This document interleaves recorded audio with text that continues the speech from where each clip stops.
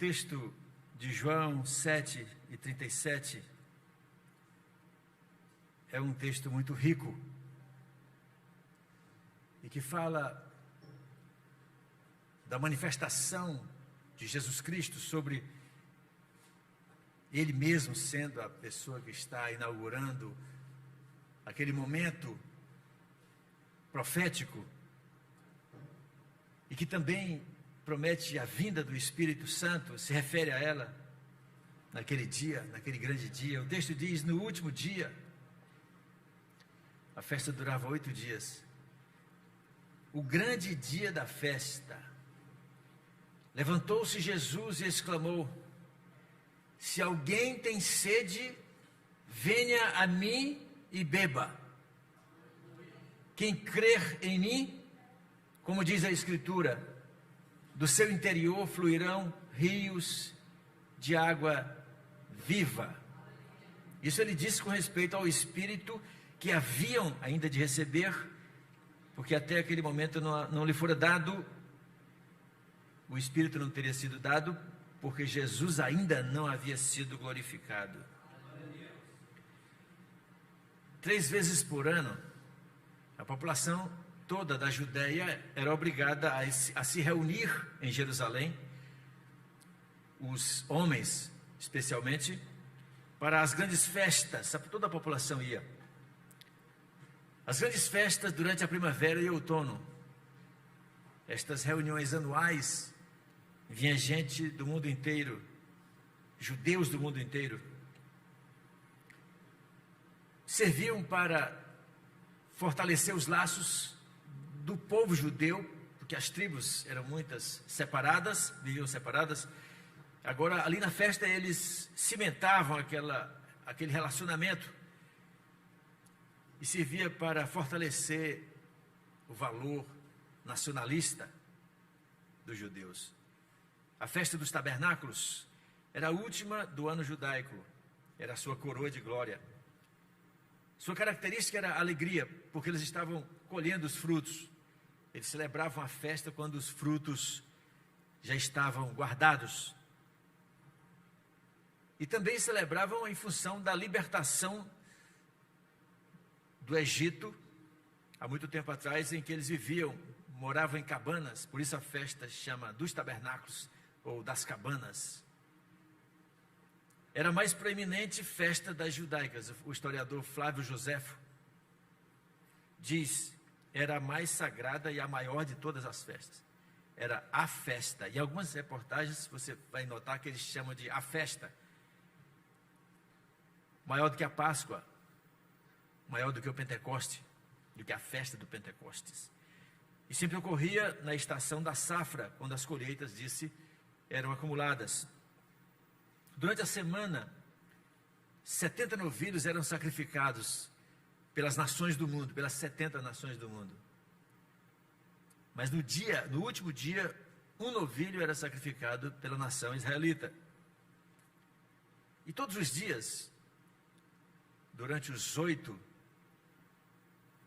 ocorria o seguinte ritual: um sacerdote descia de Jerusalém, o templo ficava no monte, ele descia em procissão com a multidão, cantando o Halel, eram salmos do 113 ao 118, e com ramos de árvores nas mãos, balançando, eles iam até o tanque de Siloé, onde o sacerdote enchia um pote de ouro, feito de ouro, enchia-o de água e levava subindo ao templo. Para lá, sob a efusividade do povo que balançava aqueles ramos de galhos em saudação à festa, ao Senhor, o pote d'água era derramado no altar. Também um pote de vinho era derramado ali na mesma ocasião. Isso era feito todos os dias. Há sinais fortes de que somente no último dia isto não era feito. É a cerimônia da água. Não havia esse derramar da água. Esta era a terceira viagem de Jesus a Jerusalém. Aqui ele passa 2 meses, até a festa da dedicação. Fazia mais de 1 ano, desde que ele estivera em Jerusalém. E agora os seus irmãos, que ainda na Galileia estavam com ele, quando estavam antes da festa, eles se preparando para a festa, todo mundo ia para a festa, Jesus deveria ir para a festa. Então os irmãos dele disseram-lhe, assim numa linguagem bem rústica, bem medíocre, ridícula, em tom crítico, porque eles não acreditavam em Jesus. Alguns deles, alguns irmãos de Jesus se tornaram apóstolos dele, mas alguns não acreditavam. Então eles disseram: sai daqui, sai da Galileia, aqui é um lugar, aqui é o interior, vai para a Judéia, para uma festa nacional, porque ninguém faz as coisas que tu fazes e fica escondido. Se tu queres mostrar as coisas que tu fazes, ou que diz que fazes, vai lá para a festa, vai ter uma festa, sobe para a festa. Jesus não estava querendo, porque os judeus queriam matá-lo. Havia uma... A partir dali, desses momentos, dessa festa, nesse capítulo, a pessoa de Jesus começa a ser olhada pelas autoridades com um olhar messiânico mesmo.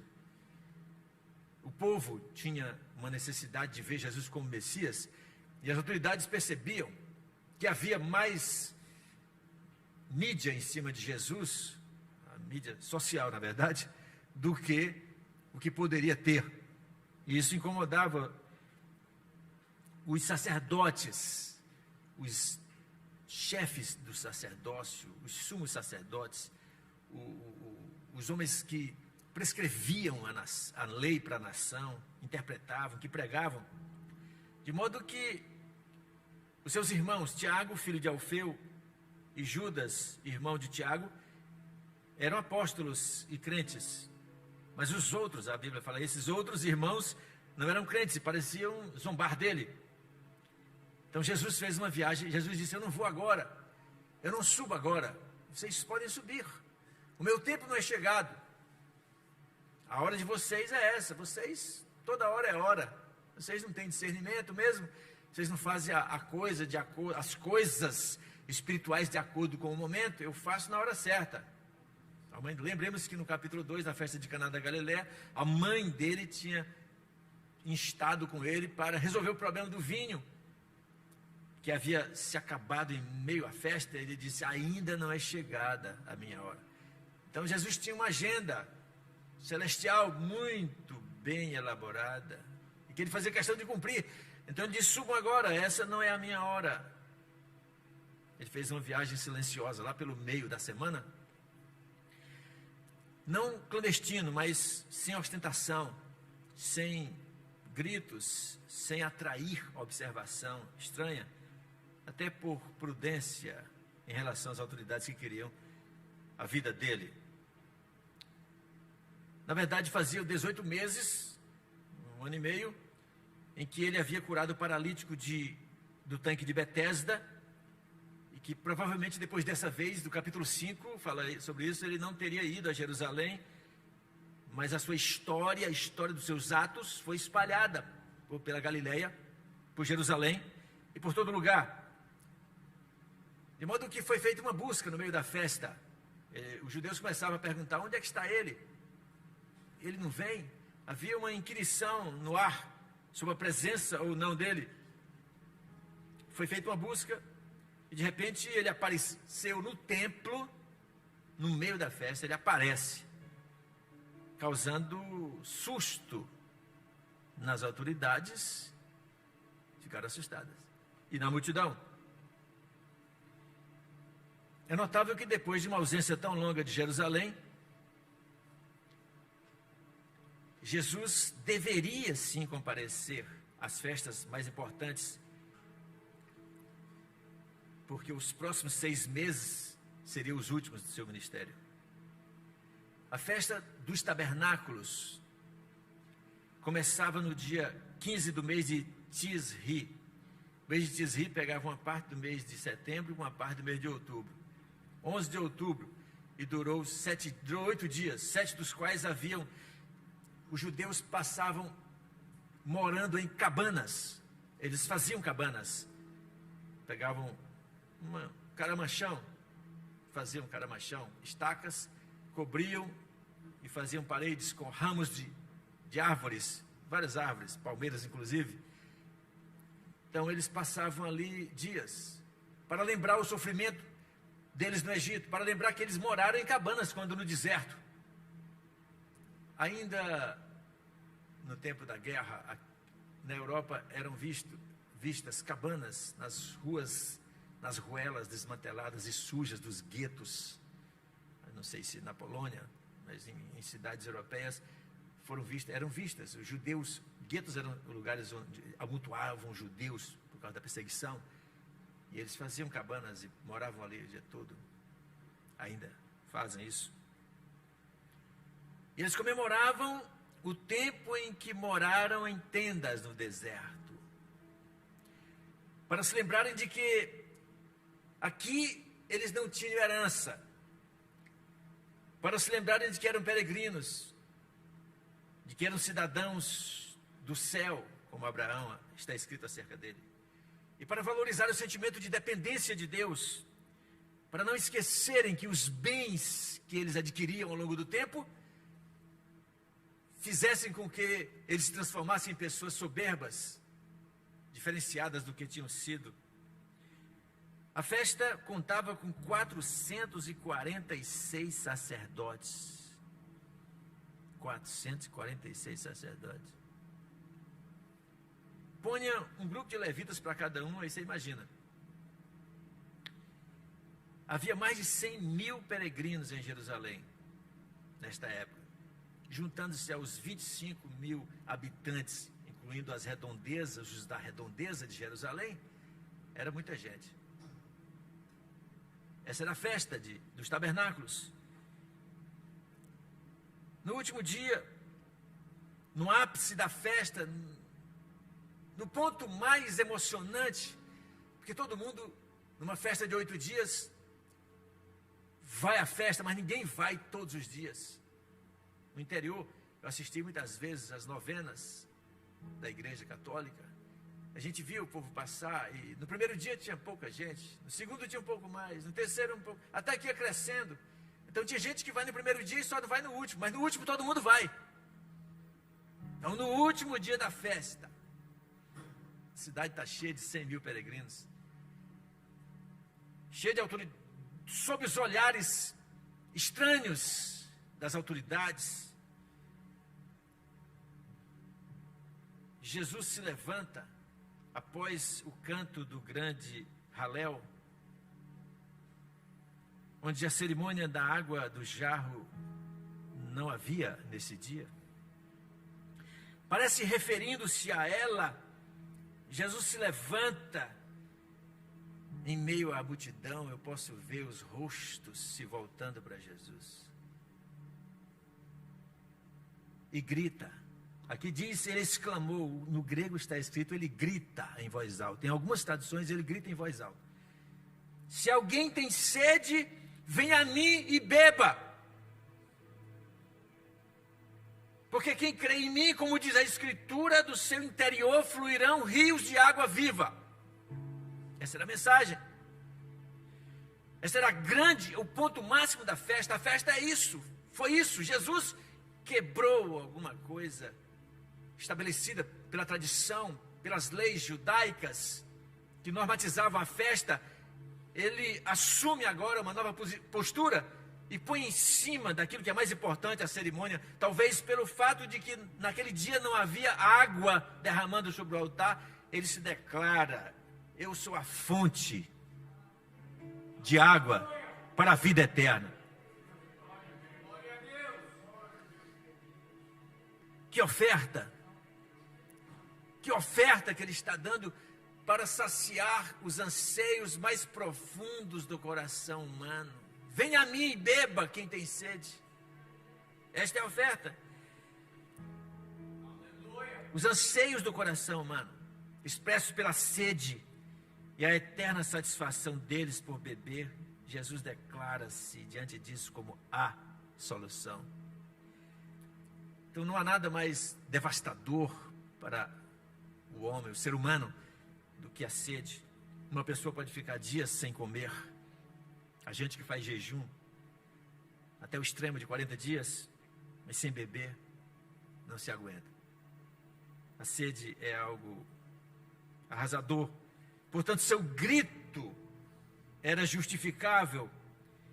Ele fez isso porque ele sabia que havia no coração daquela massa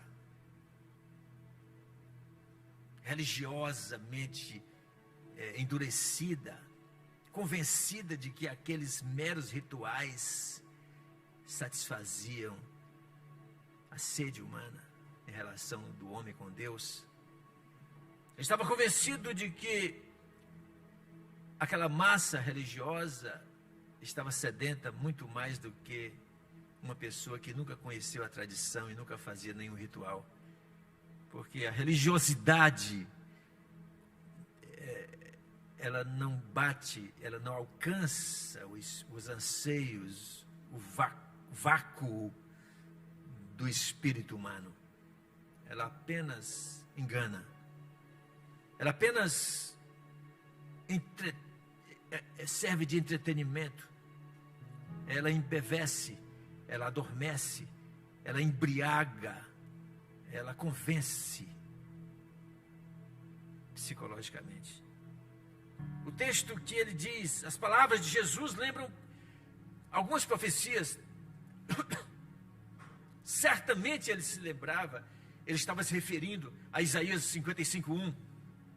Ah, todos vós que tendes sede, vinde a mim. Isaías 12:3. Tirareis com alegria águas das fontes da salvação.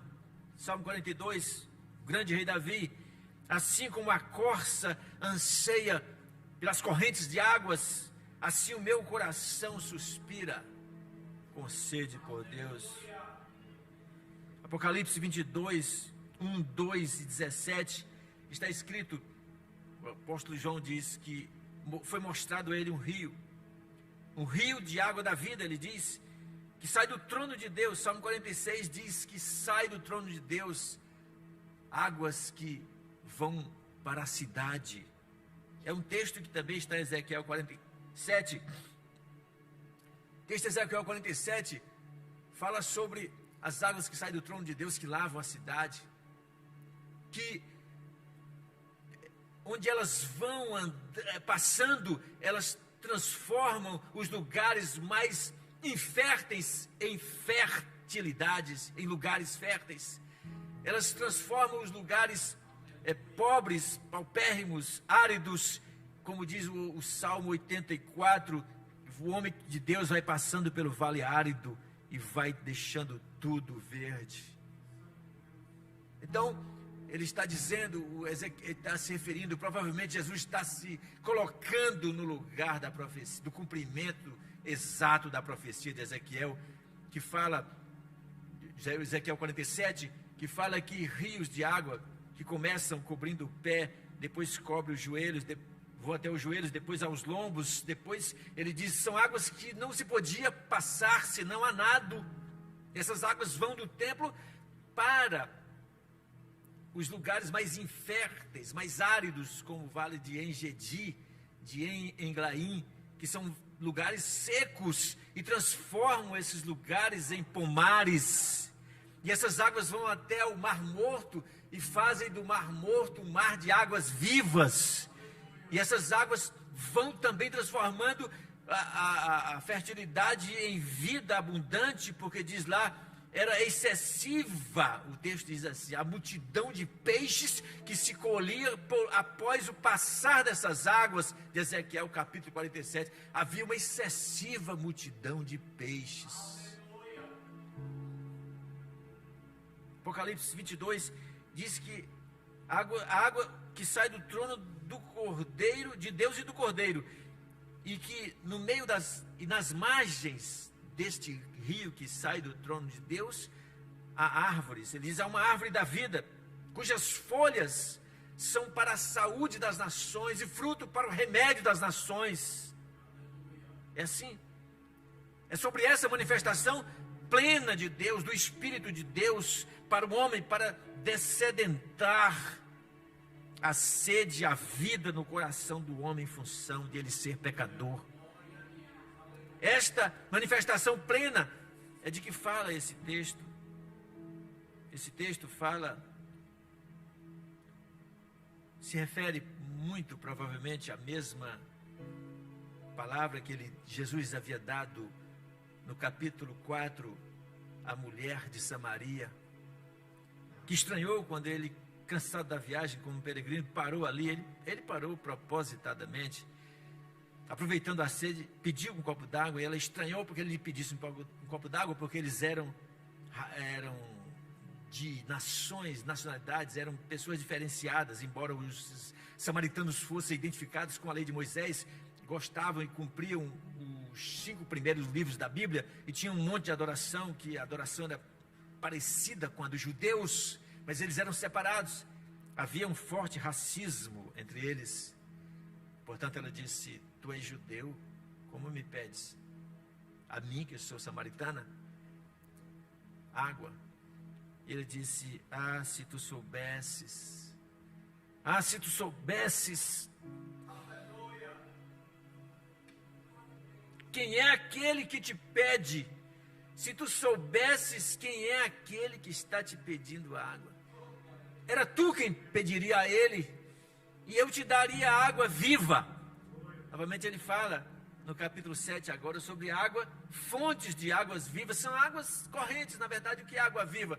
São águas que não são paradas, porque as águas paradas são contamináveis, são poluíveis, mas ele está falando de águas correntes, portanto águas vivas que geram vida por onde passam. E ele diz: se tu soubesses quem é o que te pede. O que ele disse à mulher samaritana no capítulo 4, como um fato, ali foi uma realidade, aconteceu mesmo. A questão da água não foi simbólica apenas. Aqui no capítulo 7 ele já fala da fonte de água viva, em contraste com o capítulo 4, com o episódio da mulher samaritana. Aqui ele mesmo é a fonte de água da vida eterna. Ele mesmo se traduz, se apresenta do seu interior. Ele diz: quem crê em mim, do seu interior fluirão rios de água viva. Ele se coloca, o Senhor Jesus Cristo se coloca como aquele que vai acabar com a sede eterna, aquela sede que todo ser humano tem por causa da grande lacuna do seu coração de Deus, causada por uma coisa chamada pecado. Todo homem é carente de Deus. Como dizia o matemático Blaise Pascal, há no coração do homem um vazio exatamente do tamanho de Deus. É Jesus Cristo, o Senhor, a fonte de água viva, que somente Ele vai dessedentar aquele que vive sem quietude, aquele cuja sede o deixa sem paz, sem visão, sem futuro, sem rumo, sem esperança. É Ele que pode dessedentar, e somente Ele. As pessoas que não conseguem deixar os vícios, as pessoas que não conseguem parar de comprar, as pessoas que compram não porque elas precisem, elas compram não porque elas necessitem, não para dar presente, não, elas compram porque elas têm uma ansiedade, que elas pensam que comprando essa ansiedade vai parar, mas não vai parar, elas vão ter mais sede ainda. Isso se traduz no consumismo, no hedonismo, na forma de busca de prazer. Há pessoas que não cessam enquanto não buscar a última forma inventada de prazer, porque elas estão sedentas, porque o seu coração é um vazio total de Deus. Cristo veio para sanar esta sede de pessoas que são ansiosas de nunca poderem ser algo mais do que elas têm sido até hoje. Foi para essas pessoas que vivem nos bares, nos motéis, nos shoppings, nas mídias, em todos os lugares onde possa manifestar a sua sede de qualquer que seja a forma, buscando de alguma forma saciar o seu coração. Foi para elas que ele disse: venham a mim e bebam. Olhem para mim, diria ele, estaria dizendo, assim como os israelitas olharam por ordem de Deus para a serpente que foi elevada numa haste no deserto, feita de bronze. Moisés recebeu a ordem: faz uma serpente de bronze, de modo que todo aquele que for picado por essas serpentes assassinas que estão aí, olhando para a haste, certamente, quem sabe, numa cruz, ele viverá. Jesus se refere aí no capítulo 3, porque assim como Moisés levantou a serpente no deserto, importa que o Filho do Homem seja levantado, para que todo aquele que nele crê não morra, mas tenha a vida eterna.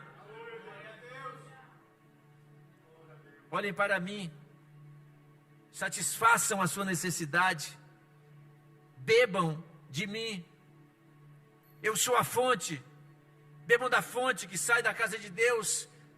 Lá está escrito em Ezequiel 47, que desesteriliza os lugares estéreis, que fertiliza os lugares inférteis.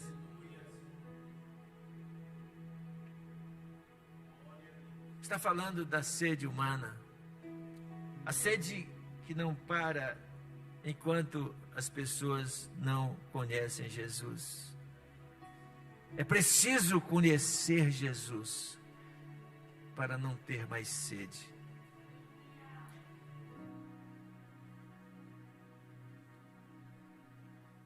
Muita gente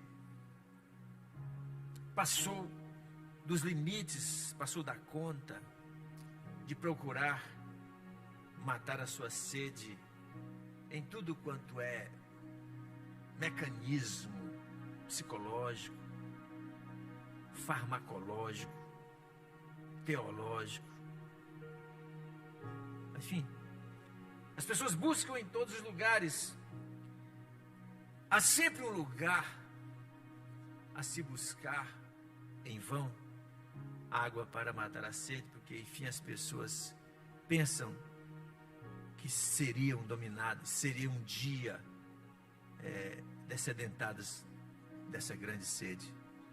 E as pessoas buscam nas teologias, como se busca na religião. Texto de Jeremias, capítulo 2, diz o seguinte: porque o meu povo fez duas maldades, diz o Senhor. A mim me deixaram e cavaram, a mim, o manancial de águas vivas. E o meu povo me deixou. Eu sou o manancial de águas vivas, eu sou a fonte da vida eterna, bebam de mim. O povo me deixou e cavaram cisternas que não retêm água. Está escrito assim. O texto não diz, eles cavaram uma cisterna, cavaram cisternas. Tem pessoas que vivem de cisterna em cisterna. Estava numa igreja certa vez, descendo do púlpito após a mensagem, fui abordado meio de súbito por uma senhora que arrastava outra pela mão, cuja face era muito ansiosa e cujo desejo era matar a sede, eternamente alojada no seu coração, e que esta irmã nossa achava que uma oração da minha parte resolveria o problema. Ore por essa irmã. Pastor, ore por esta mulher. Então, eu chamei os presbíteros e disse: qual é o problema? Vamos lá. Como é que eu vou orar sem saber o que está acontecendo? Afinal, não tenho ainda o dom da revelação. Podia ter, mas comecei a perguntar a ela: o que é que a senhora tem? O que a senhora quer? Por que veio orar? Pedir oração? Então, aonde a senhora esteve?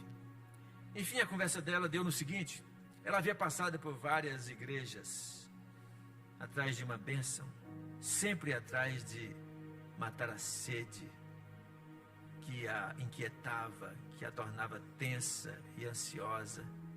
Nessas idas, ela passou também pela cisterna do Espiritismo. A senhora passou pelo Espiritismo? Sim. Recebeu um passe? Sim. Então, eu vou orar por você, mas eu quero que você, antes de orar, você vai se ajoelhar e vai pedir perdão a Deus por esses pecados. Depois eu vou orar por você. Porque as pessoas têm sede e cavam cisternas que não retêm água. As pessoas querem uma nova teologia e sabem, com o mínimo de inteligência, todo mundo sabe que as novas teologias inventadas nos últimos 30 anos, especialmente invadindo os países do terceiro mundo como o Brasil, elas se acabam, elas se pulverizam, elas não se eternizam, elas não têm valor para os próximos anos, elas são apenas daqui e agora. Elas buscam apenas enganar você, por isso elas prometem o que não tem. Portanto, elas são cisternas que não retêm água. Tem até um certo ponto, quando você chega, você encontra enganadamente, pensa que tem, mas elas não retêm água. São cisternas rotas. O meu povo vive a cavar cisternas rotas. Eles se afastaram do eterno, da fonte eterna. O meu povo me deixou. Se afastaram daquele que é suficiente. Cristo é suficiente.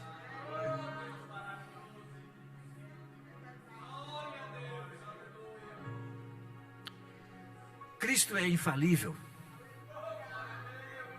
Ele não mente. Ele não erra. Lembro agora, quase dentro do contexto, o pastor Jorge Linhares, um dos grandes pregadores do Brasil, e sério, está entre os pastores sérios, foi chamado ao Ministério Público para se explicar pelo fato de que na escola dirigida pela igreja dele, criada pela igreja, mantida pela igreja, a escola confessional, prega-se que há apenas 2 sexos, de acordo com a Bíblia. Então ele foi chamado a se explicar porque disse isso é quase um crime dizer isso. Onde é que nós chegamos? Que absurdo. Então ele respondeu: Deus não erra. Deus não erra. Deus criou 2 sexos, Deus não erra. Deus não erra. Jesus não erra. Deus não mente. Deus não é homem para mentir.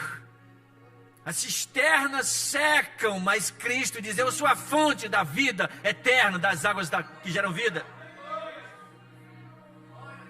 O meu povo deixou a exuberante fonte de águas vivas, porque uma estranha paixão lhes dominou o coração e os arrastou aos ídolos, aos mundos, às religiões de fundo de quintal, as tecnologias mais baratas, as teologias mais baratas, as ideologias mais incrivelmente ditas.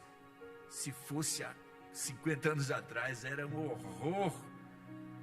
Algumas coisas que se dizem em nome da Bíblia, com versículos pinçados, se faz uma doutrina que leva ao inferno.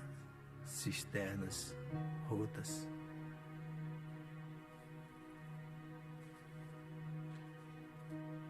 Aquele que crê em mim, do seu interior fluirão rios de água viva. Disse isso, diz o texto, com respeito ao Espírito Santo que havia de receber certamente logo em seguida a sua ressurreição no Pentecostes. Ele não havia sido ainda glorificado, Senhor Jesus. Para concluir, irmãos, a sede humana não é de pão, não é de dinheiro, não é de fama, não é de influência, de status, de cargos, de bens, de prazer. de comida, de viagens. Tem gente que viaja como se depois da viagem viesse outra pessoa. Não vem. Que a sede continua.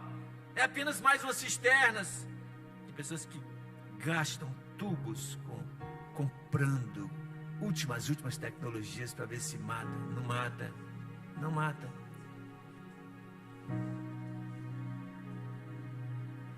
Houve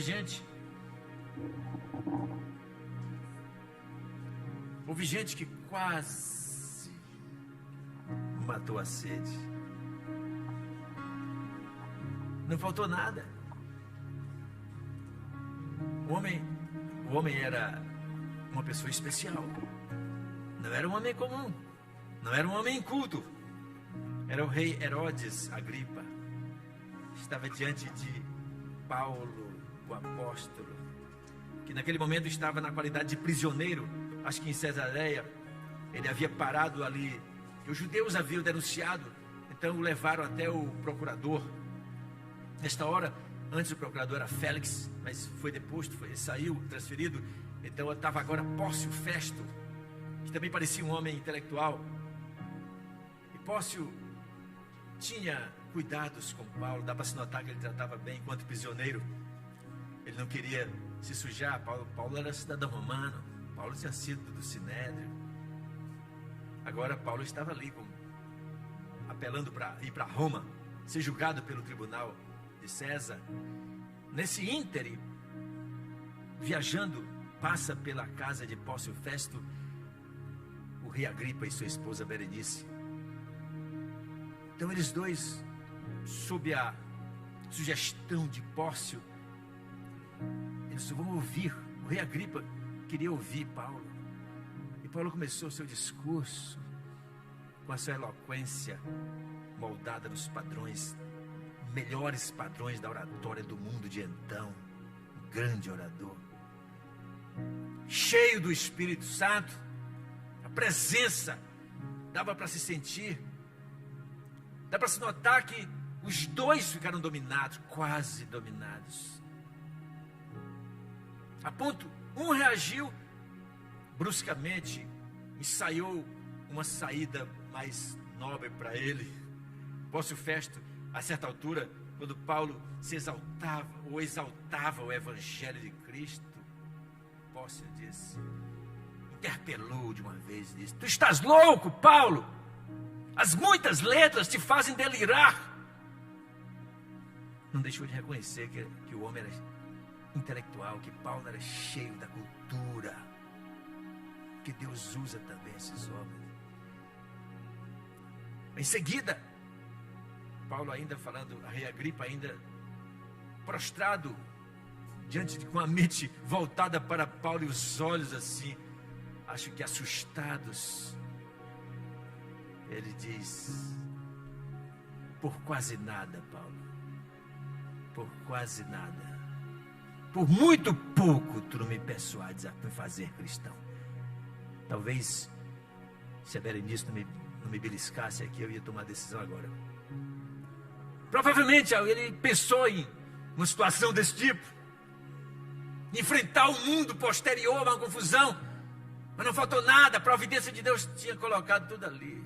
Por muito pouco, quase me converto nesta hora, porque a sede desses homens era tão grande, quanto maior era a fonte de água acerca da qual estava falando Paulo, que é Jesus Cristo, o único que pode descedentar o coração humano e satisfazer todos os seus anseios. Mas houve também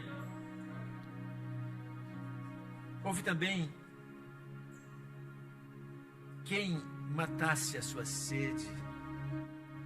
Houve também quem acudisse ao apelo da água da vida eterna. Nicodemos, um grande erudito, intelectual, chefe político da cidade, disse: Rabi, eu também sou Rabi, mas Deus tem que estar contigo, porque ninguém faz as coisas que tu fazes se Deus não estiver com ele. A mulher de Samaria disse: eu quero beber dessa água. Apesar de ter dito, questionando: será que tu és maior do que o nosso pai? Ela disse: o nosso pai Jacó. Pensa numa figura que pesava tradicionalmente para a vida espiritual dela e atrapalhava tudo na vida. Figura da Bíblia. Tem gente que crê na Bíblia, mas é contra Jesus. É o caso da mulher samaritana. Tu és maior, porventura tu serias maior do que o nosso pai Jacó, que nos deu desse poço, ele mesmo fez. Mas ela bebeu da água, ela disse: vejo que tu és profeta. Se converteu. Na hora foi chamar os seus amigos eram os seus amantes, ela era mulher de vida irregular. Foi chamar para Jesus e disse: vinde, veja, vamos ver um homem que me disse tudo quanto tenho feito. Será que ele não é o Cristo? Assim também, Pedro, quando disse as célebres e eternas palavras: tu és o Cristo, o Filho do Deus vivo.